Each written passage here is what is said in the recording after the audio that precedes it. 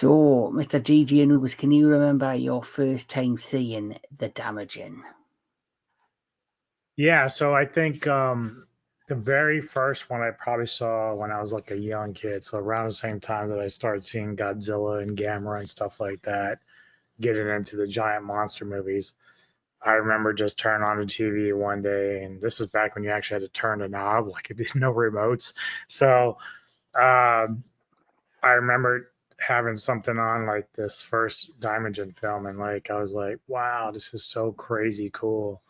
And then over the years, like I kind of forgot about it. Like I just forgot the name, forgot like, just because there's so much other stuff going on in your life.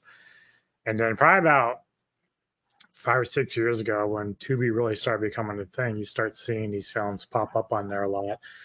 And it showed up, and I recognized the cover. I said, "Oh, I remember this, and this looks really cool." So then I learned like there was a couple other films to the series, so I ended up watching those back then. And then, of course, rewatching them for this year. But uh, the cool thing about this trilogy is that you don't necessarily have to watch them in order. Like you could literally watch them as standalone films because they all have their own thing that's going on, even though they're all similar in plot.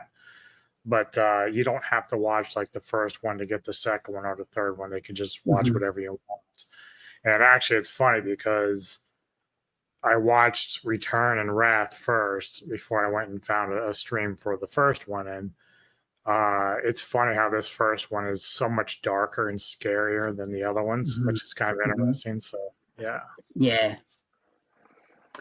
Yeah, that's what I noticed. And like you say, the great thing about this trilogy of movies is they're like an anthology series where